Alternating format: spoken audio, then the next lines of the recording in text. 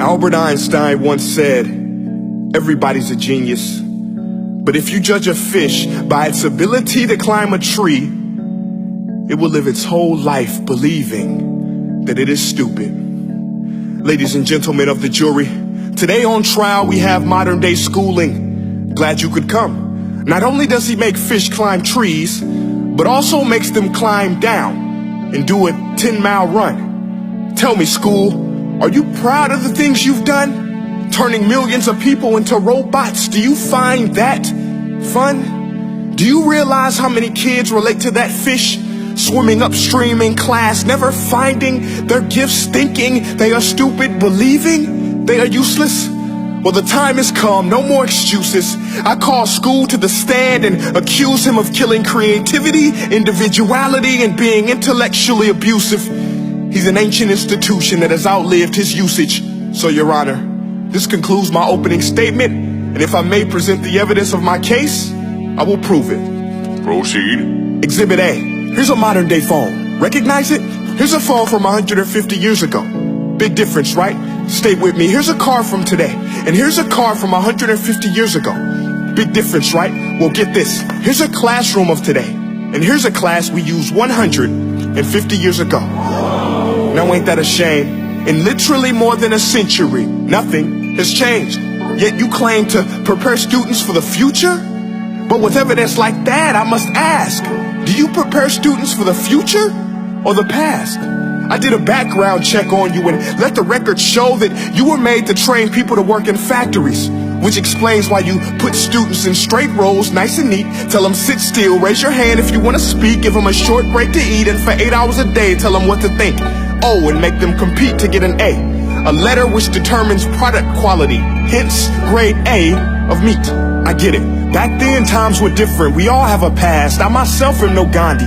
But today, we don't need to make robot zombies. The world has progressed. And now we need people who think creatively, innovatively, critically, independently, with the ability to connect. See, every scientist will tell you that no two brains are the same. And every parent with 2 or more children will confirm that claim.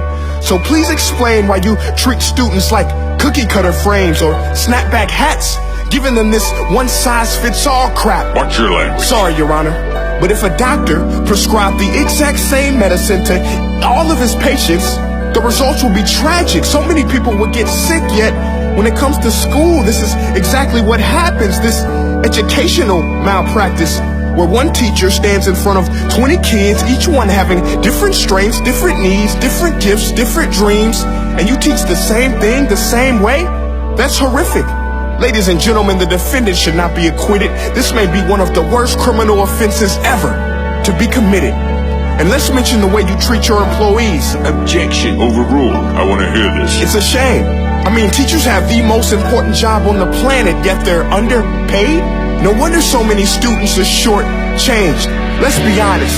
Teachers should earn just as much as doctors, because a doctor can do heart surgery and save the life of a kid. But a great teacher can reach the heart of that kid and allow him to truly live. See, teachers are heroes that often get blamed, but they're not the problem. They work in a system without many options or rights.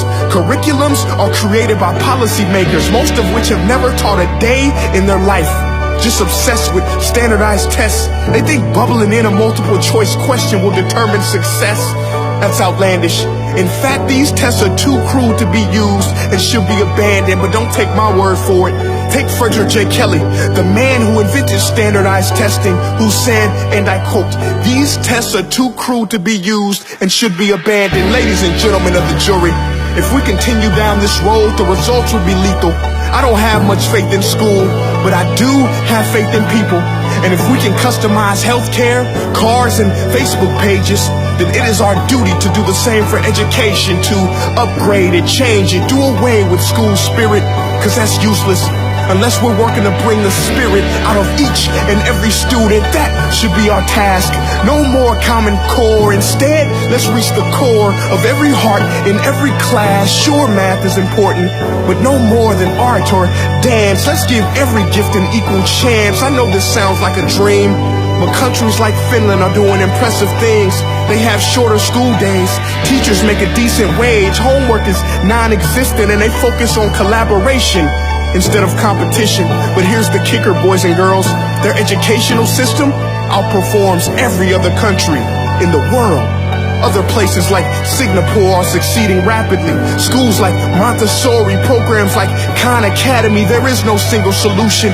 But let's get moving, because while students may be 20% of our population, they are 100% of our future. So let's attend to their dreams, and there's no telling what we can achieve. This is a world in which I believe, a world where fish are no longer forced to climb trees. I'll rest my case.